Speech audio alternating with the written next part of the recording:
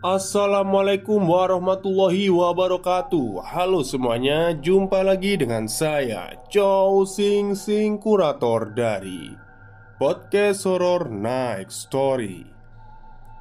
Halo, apa kabar semuanya? Semoga kalian semua sehat-sehat ya.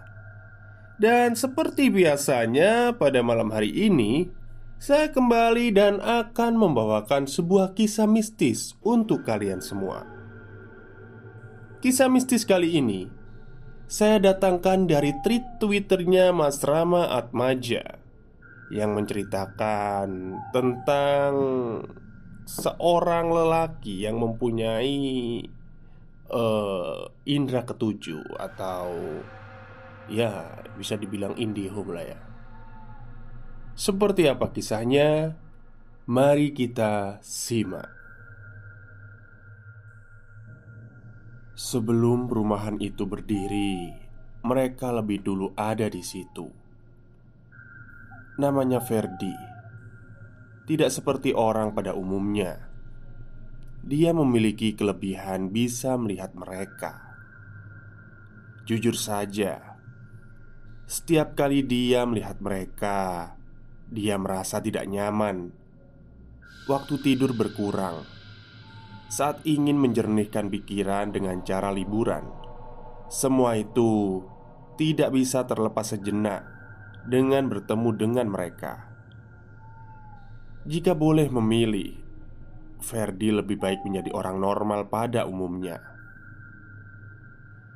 Sabtu waktu libur tiba. Ferdi berniat untuk mengisi liburan di puncak Bogor, Jawa Barat. Singkat cerita, pada hari Jumat, dia mulai merasakan adanya gangguan dari makhluk halus di sekitar rumah yang dirinya tempati di perumahan Bintaro. Maka dari itu, Ferdi berniat untuk meninggalkan atau menghiraukan makhluk itu di rumah dengan cara dia berlibur ke puncak, sekaligus memakan gorengan di warung-warung di bawah kaki Gunung Gede atau dekat pos pendaftaran Gunung Gede via Cibodas. Karena jujur, dia sangat merindukan untuk mendaki gunung. Singkat cerita, Ferdi melakukan cek ulin di sebuah hotel ternama di puncak. Setelah dia reservasi di hotel yang bernuansa mewah bangunan Belanda itu, tepat pada pukul 9 malam, dia diantarkan oleh petugas hotel ke kamar hotelnya. Setelahnya, petugas itu pamit dan tidak lupa Ferdi mengucapkan terima kasih seraya memberinya tip. Tidak lama setelah petugas hotel itu pamit, sambil mempersilahkan Ferdi untuk masuk, beberapa menit kemudian, dari jendela hotel yang dilapisi gorden putih tipis dapat Ferdi lihat ada sosok wanita yang sedang berjalan, tetapi seperti melayang dari luar jendela hotel tersebut. Ferdi menggelengkan kepalanya, mencoba menghiraukan sosok itu. Sekitar pukul 10 malam, Ferdi menuju lobi hotel karena dia berniat untuk mengambil pesanan makanan yang dia pesan online melalui aplikasi. Pada saat dia berada di lobi hotel, Ferdi bertemu dengan petugas hotel yang tadi mengantarnya ke kamar. "Malam pak," sapa petugas tersebut ramah. Malam mas," balas Ferdi. Lalu dengan suara kecil, Ferdi bertanya, "Mas, kalau dari kamar saya, apa ada akses jalan ya di luar kamar itu?" "Oh, iya ada pak. Itu menuju kolam renang. Jadi, bapak lebih dekat ke kolam renang," jawab sang petugas. Oke mas. Tadi soalnya saya lihat seperti ada bayangan wanita melintas di luar jendela kamar saya mas," ucap Ferdi hati-hati. Dengan wajah heran, Si petugas hotel itu berkata, "Masa sih pak? Gak mungkin pak. Karena dari jendela perjalanan itu tingginya kurang lebih 4 meter." "Emang wanita itu setinggi apa?" "Asal jangan sosok pocong aja deh," ujar Ferdi dalam hati. Jujur aja, entah mengapa dia sangat takut akan sosok bungkusan putih itu.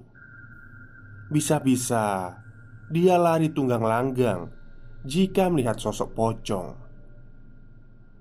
"Eh, baiklah mas, terima kasih ya atas infonya."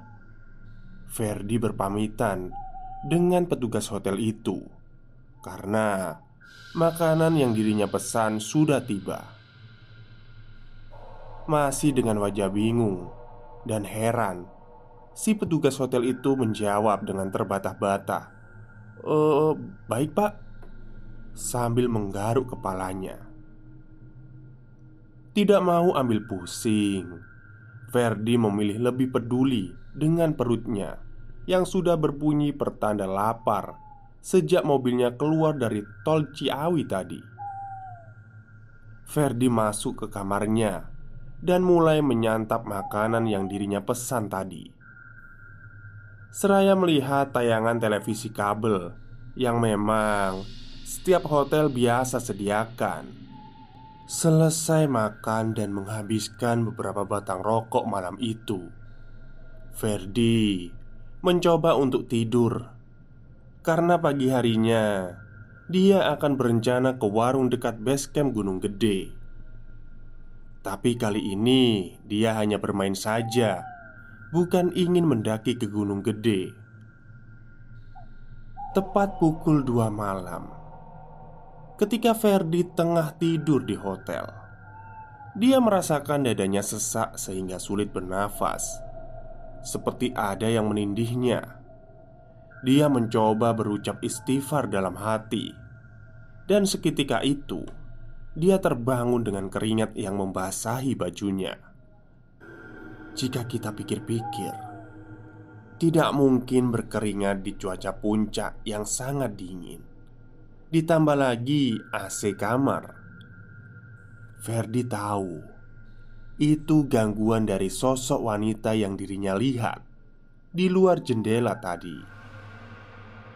Bangun dari tidurnya, dia melaksanakan sholat tahajud. Tidak lupa mengucapkan terima kasih kepada makhluk itu. Karena sosok itu, dia jadi terbangun untuk sholat dan bisa membuat makhluk itu musnah. Singkat cerita, semua berjalan normal sampai ketika Ferdi pulang. Dan pada saat di tol, dalam kota tepatnya tol Pasar Minggu, Ferdi yang mengendarai mobil sendiri pada saat macet itu, dia melihat ada 3 kepulan asap putih di pinggiran tol. Kepulan asap itu seperti kepulan asap dari bawah, lalu semakin lama menyerupai bentuk tubuh manusia. 3 asap itu terdiri dari 2 asap putih seukuran orang dewasa, dan yang asap kecil itu di tengah. Itu merupakan tahapan dari cara makhluk itu untuk menampakkan wujudnya. Ferdi memilih untuk mengacuhkan pemandangan itu karena pasti itu adalah sebuah penampakan yang entah ingin meminta tolong. Dia juga tidak tahu. Dia mengalihkan pandangan ke DVD yang dirinya putar di mobil. Lambat laun, kemacetan dalam tol itu berangsur pulih dan Ferdi bisa berjalan kembali. Ternyata di depan terdapat sebuah kecelakaan hebat. Ferdi langsung membuka HP-nya dan membaca berita online. Kecelakaan itu menewaskan 1 keluarga dari suami istri dan 1 anaknya. Ferdi sempat melihat dari mobil itu yang rusak parah dan ditutupi terpal, tetapi masih ada darah yang menetes dari sela-sela mobil itu. Seketika itu dia teringat akan 3 kepulan asap yang berada di sisi jalan tol tadi. Dia pun membacakan Al-Fatihah untuk para korban kecelakaan itu. Singkat cerita, Ferdi sudah sampai di rumah pukul 9 malam dan segera memarkirkan mobil tepat di depan rumah. Setelahnya dia membuka pagar rumah. Dia melihat ada sosok anak kecil berdiri tepat di bawah lampu taman halaman rumah. Lampu itu sudah putus beberapa hari yang lalu. Anak itu kisaran umur 8 tahun, menggunakan kaos krim dan celana pendek hitam, dengan rambutnya yang lepek dan ada air menetes dari rambut dan dagu anak itu. Terlihat seperti anak itu baru saja selesai berenang. Diamatinya anak itu. "Kamu siapa? Ngapain di rumah saya? Kan pagar saya udah saya kunci," tanya Ferdi bingung. Namun anak itu tetap diam, tak bergeming sedikit pun. Tatapannya datar, dengan kulitnya yang putih pucat, seperti mayat yang terendam di air. Setelah Ferdi amati, ternyata kaos anak itu berwarna merah. Dan yang dia kira berwarna krim itu adalah tanah yang bercampur air, menempel di baju dan celananya. Seketika itu, Ferdi merasakan pusing yang teramat. Pandangannya buram. Dan seperti mimpi, dia sudah berada di suatu tempat yang dirinya sendiri tidak tahu entah di mana itu. Saat ini Ferdi berada di tepian danau, dan dia melihat ada 3 orang anak sedang bermain di tepian danau itu. Ferdi terus mengamati mereka dari seberang danau itu. Diperhatikannya mereka bertiga seperti sedang membicarakan sesuatu. Ferdi mencoba mendekati ketiga anak itu. Ferdi baru mengetahui jika mereka bertiga ternyata ada rencana untuk berenang di danau itu. Dia mengajak kedua temannya itu. Namun kedua anak itu tidak berani, karena mereka pikir danau itu sangat dalam. Namun si anak baju merah terus meyakinkan kedua temannya. "Danaunya dangkal kok, nggak dalam," ucap si anak baju merah itu sambil menunjuk ke arah danau. Sontak Ferdi menoleh, menatap ke arah danau yang airnya berwarna hijau. Ferdi yang mengetahui bahwa danau itu dalam mencoba melarang ketiga anak itu. Tetapi mereka tidak menghiraukan teriakannya. Bahkan mereka seperti tidak melihat dirinya. Suara terjunan di danau membuat Ferdi menoleh, mendapati anak berbaju merah sudah menceburkan dirinya ke dalam danau. Anak itu tampak tidak bisa berenang. Dia tenggelam sambil melambaikan tangannya, mencoba meminta tolong. Dia berteriak, tetapi suaranya tertahan karena air yang masuk ke dalam mulutnya. Sekian detik anak itu sudah tidak tampak lagi.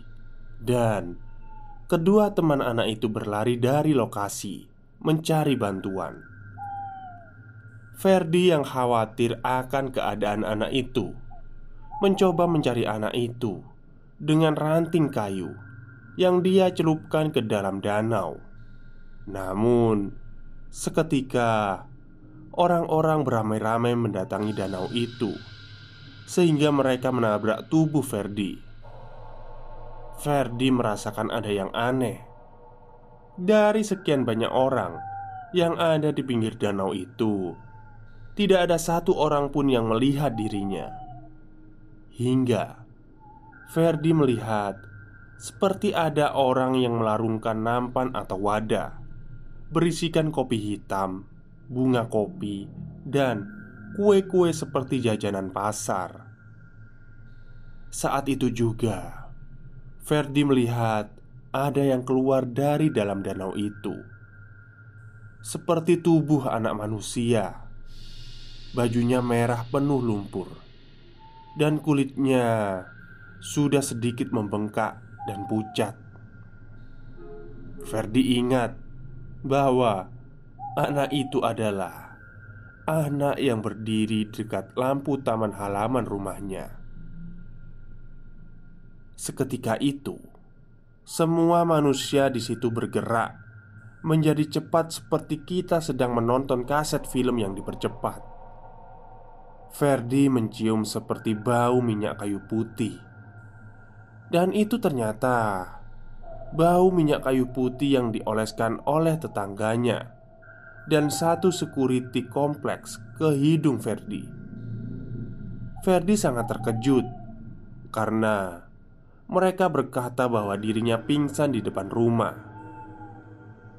Dengan cepat, kedua mata Ferdi menelisik ke taman rumahnya, tempat di mana sosok anak kecil itu tadi berdiri, dan kosong. Tidak ada lagi sosok itu. Ferdi mengucapkan terima kasih kepada mereka yang telah membantunya dan pamit untuk masuk ke dalam rumah untuk beristirahat karena lelah sehabis menempuh perjalanan pulang dari puncak. Sesampainya di dalam rumah, Ferdi mengambil air putih dan meminumnya, lalu duduk di ruang tamu sambil memikirkan kejadian aneh yang baru saja dia alami. Tepat pukul 2 malam, Ferdi bermaksud ingin ke kamar mandi untuk berbilas dan sholat, lalu masuk ke kamar untuk tidur. Setelah dia selesai berbilas di kamar mandi yang letaknya di samping ruang dapur, dari sisi tembok rumahnya yang dia ketahui sebelah rumahnya, rumah kosong yang hampir sudah 2 bulan dikosongkan oleh pemiliknya yang pindah, Ferdi seperti mendengar suara geraman. Dan tidak lama muncul tangan besar hitam dengan kuku-kukunya yang panjang. Tidak lama kemudian muncul kepala hitam dengan kedua tanduk dan taringnya. Ada sedikit rambut di antara tanduk, rambut ikal panjang sampai ke leher makhluk itu. Makhluk itu mencoba ingin masuk, tetapi hanya bisa jari dan kepalanya saja yang tampak tembus dari tembok rumah Ferdi. Ferdi yang kaget mencoba tenang dan meminta perlindungan kepada Tuhan agar rumahnya tidak dimasuki oleh iblis laknatullah itu, karena dia pernah memagar rumahnya dengan pagar gaib beberapa waktu yang lalu. Ferdi mencoba meneruskan niatnya untuk sholat, lalu mencoba tidur. Namun, hingga pukul 3 dini hari, dia terus terbayang makhluk aneh yang tadi tiba-tiba muncul dari dinding rumahnya. Lalu, Ferdi memutuskan untuk ke rumah ibunya yang tinggal di daerah kompleks Jakarta Barat.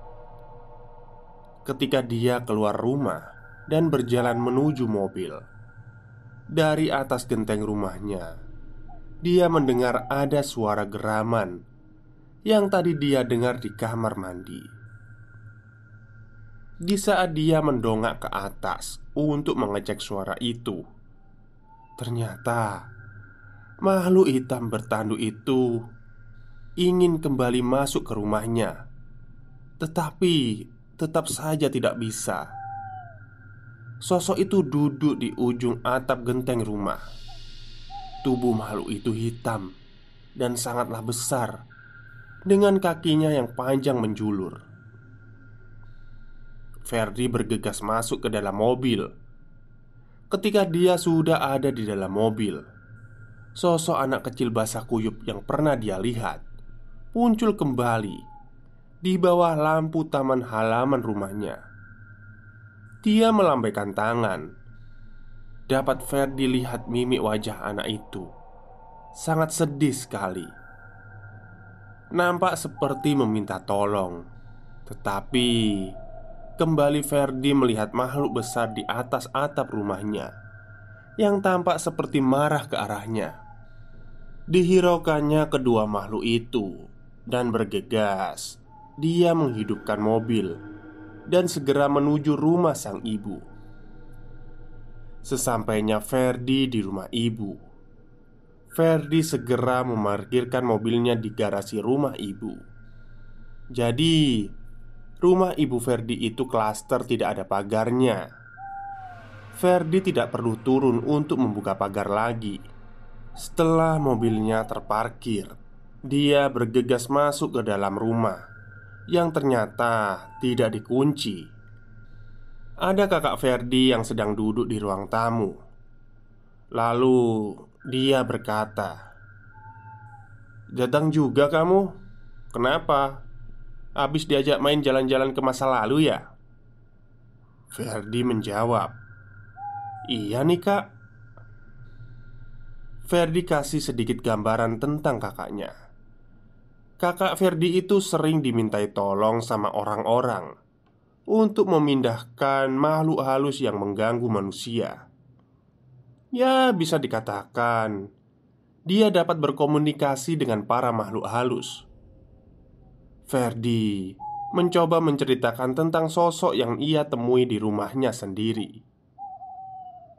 Setelah mendengar cerita dari sang adik, kakak Ferdi berkata, sosok anak kecil itu jiwanya terperangkap oleh makhluk besar itu.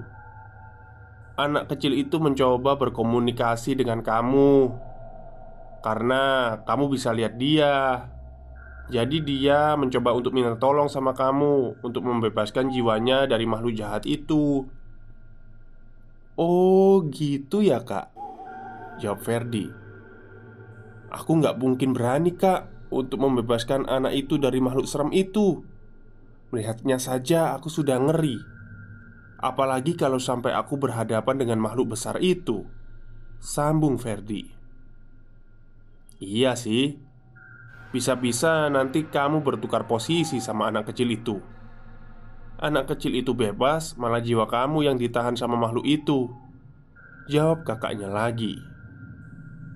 Lalu kakak Ferdi bercerita, dulu sebelum perumahan yang sekarang kamu tempati menjadi rumah kamu itu sebelumnya rawa-rawa dan ada danau yang tidak terlalu besar di dalamnya. Nah, makhluk besar itu usianya sudah ratusan tahun menempati lokasi itu. Dia sebenarnya nggak ganggu dan tidak mau dipindahkan karena dia merasa itulah tempat dia sebelum adanya perumahan. Tapi sosok anak itulah yang mengganggu. Anak itu tercebur di danau itu karena ulahnya sendiri. Dan tempat anak itu meninggal dulu sekarang menjadi rumah kamu, tepat di halaman rumah kamu. Ya, begitulah tipu daya setan, Fer. Tidak semudah itu kita membebaskan apa yang sudah menjadi ketetapannya. Maka dari itu, tanamkan ilmu agama ke anak cucu kita kelak, agar tidak tersesat di dunia maupun di akhirat. Dan jangan sampai lengah dalam menjaga anak. Karena itu bukan diberikan begitu saja oleh Tuhan, tapi kitalah yang memintanya kepada Tuhan dengan proses dan ketetapannya. Makanya jaga dan rawatlah apa yang telah kita minta dan diberikan oleh Tuhan. Itulah yang disebut amanah, lanjut kakak Ferdi.